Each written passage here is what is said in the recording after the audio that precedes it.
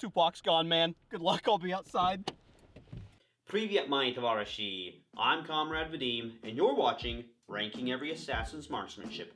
Today we're diving into one of the most infamous assassinations in music history. We're looking at the shooting of Tupac Shakur by Duane Davis. We'll look into who Tupac was, who Duane Davis is, explore the events surrounding the shooting, and at the end, we'll go out to the range and figure out how difficult of a shot this really was for ourselves. So let's get started. Lisanne Parrish Crooks was born out of wedlock on June 16, 1971, in East Harlem, New York City. At the age of 1, his mother, Afeni Shakur, renamed him to Tupac Amaru Shakur after her then-husband, Lumumba Shakur. His mother and biological father, Billy Garland, were both prominent, high-ranking Black Panther activists, embedding Tupac's early life with revolutionary politics, activism, and a strong sense of cultural identity. From a young age, Tupac experienced hardship, poverty, and instability, moving from New York to Baltimore and then to California. His father was also in and out of his life for the first 5 years before eventually losing contact with him and his mother. In Baltimore, Tupac studied at the Baltimore School for the Arts, where he studied things like poetry, acting, jazz, and even ballet, showing very early signs of his extraordinary creative talent. But being surrounded by drugs and criminals in his direct family, every day he wondered if one day he'd see a penitentiary or if he would stay free. Here's a fun fact. Tupac was actually good friends with Jada Pinkett, future Jada Pinkett Smith, while at the Baltimore School for the Arts. He also briefly joined the Young Communist League before moving away. His family's move to Morin City, California further shaped his perspective and experiences, exposing him deeply to racial inequality, gang violence, and systemic injustice. After dropping out of high school, Tupac began producing music under the name MC New York. His career became professional when he was signed on as a member of Digital Underground in the early 1990s, transitioning to a solo career marked by intense, raw lyricism that tackled issues such as social injustice, police brutality, poverty, and street violence. Albums such as Tupacalypse, Me Against the World, and Strictly for My Albums such as Tupacalypse, Me Against the World, and others cemented his place in hip-hop, making him a symbol of the genre and making themes such as resistance and struggle a core value. His acting career was equally as impactful, with standout roles in films such as Juice, Poetic Justice, and Above the Rim. Tupac's charisma, authenticity, and outspoken nature made him both beloved and controversial, often drawing criticism alongside immense praise from varying groups. However, Tupac's growing prominence was shadowed by rivalries, most notably the East Coast-West Coast feud. He and a little-known rapper at the time, the notorious B.I.G, became friends and recorded a few songs together. Biggie wanted Tupac to become his manager, but Tupac refused and pointed him towards P-Diddy. However, Biggie was reportedly pretty hurt by this, and that began a small fracture in their relationship. After surviving a shooting in 1994, Tupac's paranoia and tensions escalated significantly, resulting in many more feuds, but most notably, a complete separation from Biggie. Furthermore, his imprisonment for assault charges, during which he released his critically acclaimed album, his magnum opus, Me Against the World, added to his complicated legacy. Upon his release in 1995, Tupac signed with Death Row Records, a decision that deepened his involvement in the ongoing hip-hop rivalries. His double album, All Eyes on Me, which released in 1996, propelled him to unparalleled fame, but also amplified his conflicts. By 1996, Tupac was at the height of his fame, but at the center of escalating violence in the music industry. He was more than a rapper. He was a cultural icon, an activist, a source of controversy, a sole survivor, ready for anything. But the fame came with enemies, and tensions were reaching a breaking point. Duane Keith Davis was born and raised in Compton, California, growing up surrounded by the harsh realities of gang life. His early years aren't well documented, but what we do know is by his teens, Davis had become deeply embedded into the violent world of the South Side Compton Crips. Gang warfare, drug dealing, and constant tension with rival gangs wasn't just something in the background of his life. It was the only life he knew. By the late 1980s and into the early 1990s, Davis had become a well-known figure in Compton's criminal circles. Known for his involvement in large-scale drug trafficking, he earned significant influence, respect, and notoriety in gang members and street figures in Compton and the surrounding neighborhoods. Despite numerous run-ins with the law, Davis was always able to avoid lengthy prison sentences and always went back to his old ways. By the mid-1990s, the intensifying East Coast-West Coast rap feud was spilling over into the street gangs associated with those influential rappers and music executives. In his downtime, Davis, along with his nephew Orlando Anderson, another Crip, enjoyed attending boxing matches. These events, as they became more and more popular, couldn't avoid becoming a melting pot for these different gang factions, which would result in fierce interactions. In September of 1996, Davis and Orlando left their home in LA to go to Las Vegas to attend a Mike Tyson fight. It was here at this Mike Tyson fight where Davis and Anderson's paths would cross Tupac's, and nothing would ever be the same again. It's now September 7th, 1996 in Las Vegas, Nevada. Tupac Shakur is attending a Mike Tyson boxing match at the MGM Grand Casino. Also attending the fight was Duane Davis and Orlando Anderson. Shortly after leaving the fight, a gang-related brawl occurred in the lobby of the casino between Tupac, his entourage, and Orlando Anderson. Following the altercation, Tupac and Suge Knight, the CEO of Death Row Records, departed, heading for the Club 662, a privately owned club owned by Suge, where Tupac was scheduled to perform a charity concert. After a quick stop at the Luxor Hotel, at approximately 11:15 p.m., Tupac and Suge Knight were stopped at a red light at the intersection of Flamingo Road and Koval Lane when a white Cadillac pulled up beside them.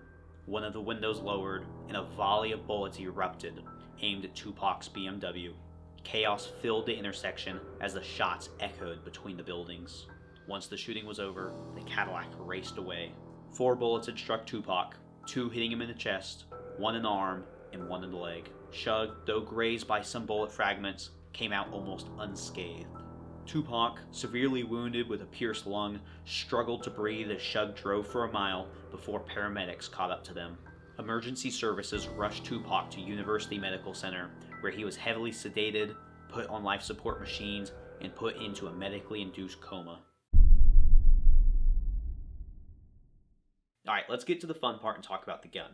The gun Duane Davis used to assassinate Tupac Shakur was a Glock 22, chambered in .40 Smith & Wesson. It was manufactured and produced by Austrian firearm designer Gaston Glock's company.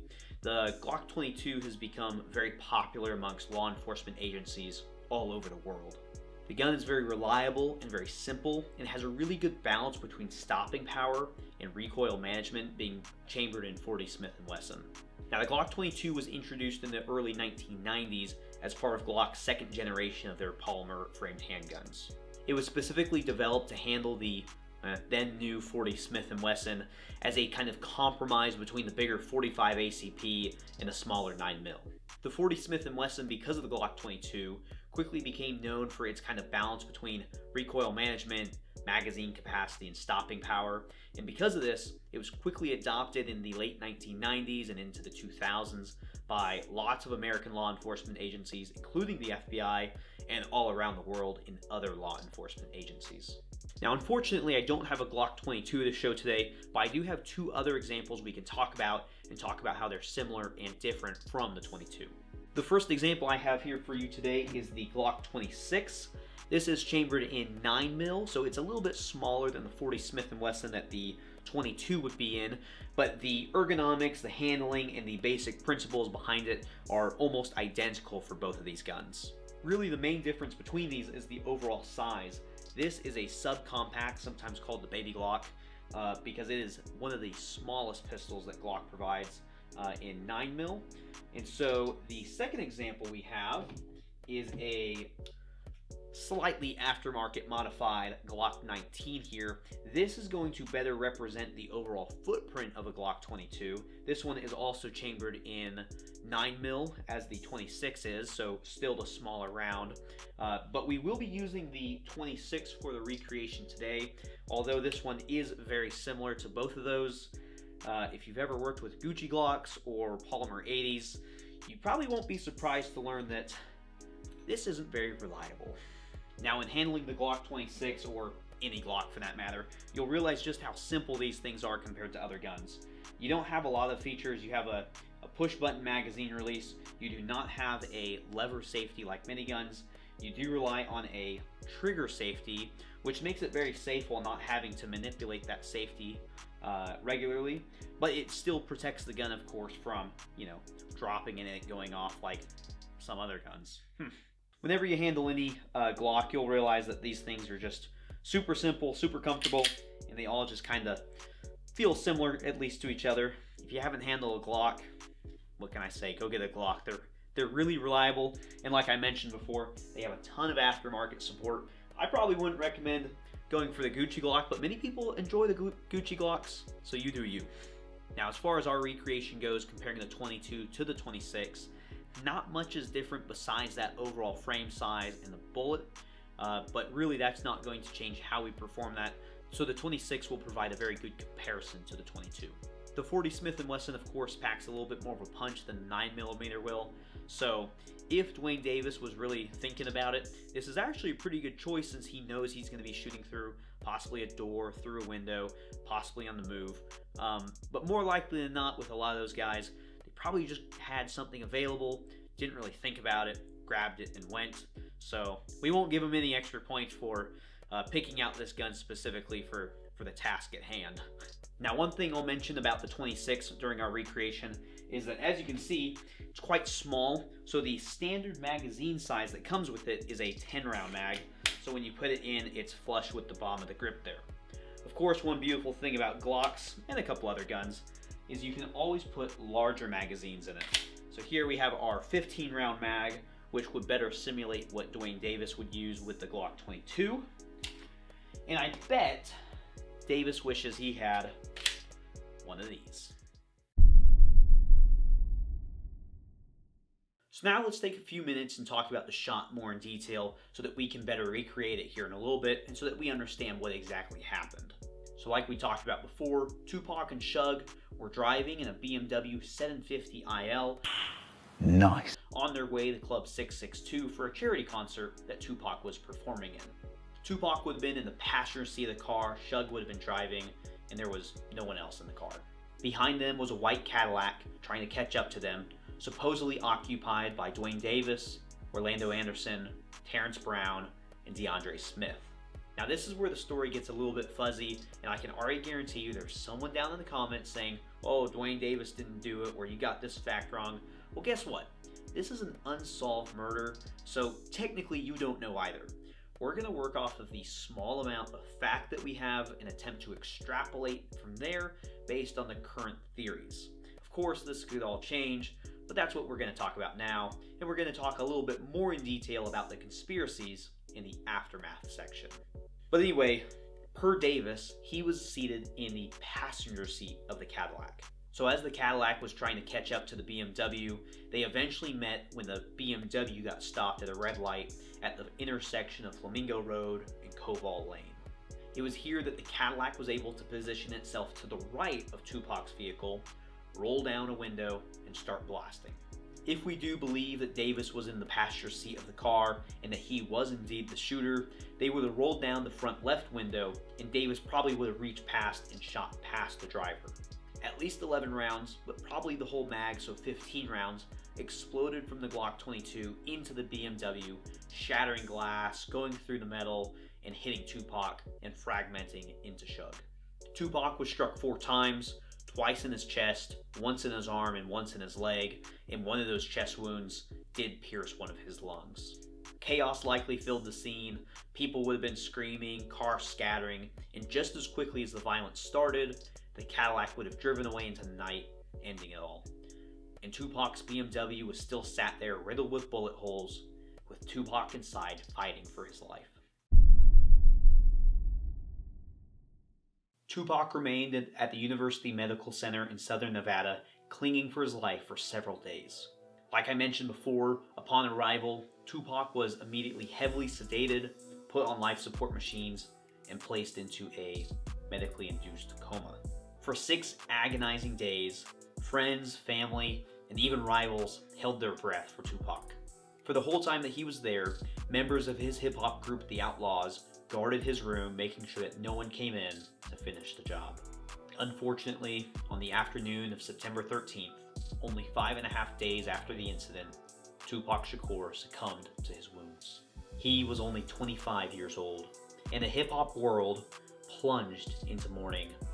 In an era that seemed like it had just began, abruptly ended. Shockingly, or maybe unshockingly if you're familiar with this, the investigation stalled almost immediately. Witnesses at the scene refused to cooperate, adhering to a strict code of silence. Authorities quickly identified Davis as a possible suspect, but nobody was talking to confirm or deny that. There ended up not being enough evidence to charge him or any of his accomplices at the time. And the silence goes both ways. Even Suge Knight, who was in the car with Tupac, said he heard something but saw nothing. While unverified, in 2014, a police officer claimed that he was on duty with Shakur at the time of his death in the hospital. He tried getting any last information from Tupac right before his death, and Tupac only had to say, "F you," and then died. That's what I call dedication to this street code. Despite widespread speculation, no arrests were made, and the case went cold for many years. Yet Tupac's death became a focal point for conspiracies that continue to thrive 3 decades later. Some have speculated that the FBI or maybe some other government organization organized his death because of their concern on his influence on black youth. Others believe that the shooting was secretly ordered by industry rivals or maybe even Suge because of their complex financial relationship that they had. Perhaps most notorious though, a large contingent of fans still maintain that Tupac is still alive, maybe living in Cuba with his aunt, or maybe living in New Mexico with the Navajo Indians, or elsewhere. These claims are fueled by some lyrics and some songs that came out after his death, as well as some inconsistencies in the investigation around his death, and so they just hold on to that belief that maybe he escaped. For years, these conspiracy theories continue to flourish with no further advancement in the actual case. However, the assumed truth now is a lot less exciting, but no less grim. The main suspect initially was Orlando Anderson. However, by the time that the case picked up and they wanted to interview him, Anderson had been dead for 5 years. Along with Anderson, DeAndre Smith also died before the investigation could really start going. And then in the very early days of the investigation really starting to get moving, Terrence Brown died as well, leaving Davis as the only remaining suspect. Davis began openly discussing the murder throughout the 2010s, most notably in interviews and in his 2019 memoir, Compton Street Legend. Davis admitted to being in the vehicle from which the fatal shots were fired from, but never actually admitted who fired the shots. However, this did spark some new attention from law enforcement agencies onto Davis. Then, in a dramatic twist of fate, almost 3 years after Tupac's death, on September 29, 2023, Duane Davis was arrested and formally charged with the murder of Tupac Shakur. Authorities allege that Davis wasn't just present at the time of the shooting, but that he orchestrated and facilitated the shooting, ultimately holding him responsible for Tupac's assassination. Davis pleaded not guilty, and the case became one of the most sensational legal dramas involving a celebrity in recent memory. Davis's trial is scheduled to begin in February of 2026. Regardless of these continued debates, the cultural legacy surrounding Tupac's assassination is undeniable. His music, poetry, and activism gained even more resonance post-death. Tupac became this icon of both tragedy and resilience, symbolizing the destructive nature of gang violence and also the transcendent power of art and advocacy. Meanwhile, Davis's legal battles keeps the conversation of Tupac's death alive and in the public eye, further immortalizing one of the most infamous unsolved assassinations in American history. So while we wait for Davis's trial to wrap up, let's go out to the range and see just how difficult Davis's shot if he was the real shooter, really was. Let's go. Thank you very much, past Comrade Vadim, for that great story of our friend Tupac. Sadly, Tupac's not going to have a good day today, because today we're out at the range to recreate the Tupac Shakur assassination. So as we just heard, Tupac Shakur rolled up to a red light with his driver.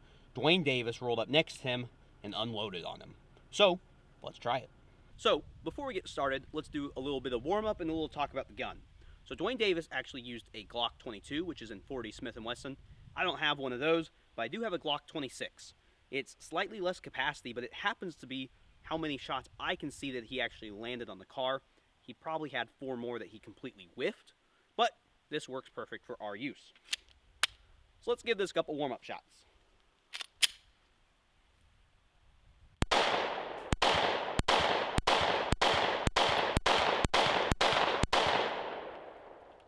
Wait, what am I doing? That's not how Duane Davis would shoot. Let me try that again.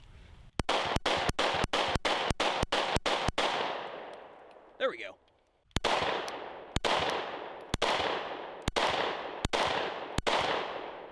All right, we got 1 in the chamber, 10 in the mag. Let's give Tupac a bad day.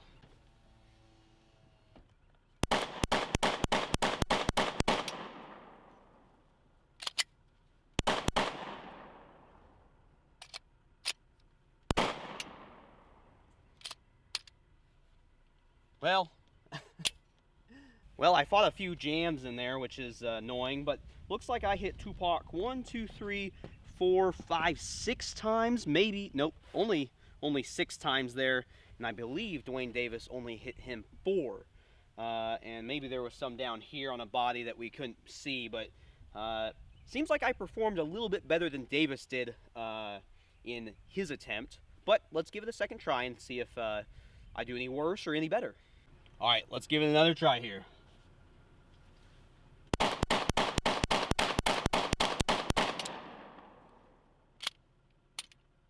There we go. So let's see how many we have here. We have 1, 2, 3, 4, 5, 6, 7, 8, 9, 10, 11, 12, 13, 14. Now we hit it 6 last time, so do some mental math. That's 8. So we performed better this time. Now we got a little bit of practice, but it's not a hard shot. But let's give Duane Davis all the shots he can, literally and figuratively. Let's do it one more time. That way we have a good 3 attempt experiment here and see if Duane Davis can maybe show us that he wasn't that bad of a shot. Let's do it. All right, last try here. Let's see if Duane Davis can prove that he's not a bad shot. Here we go.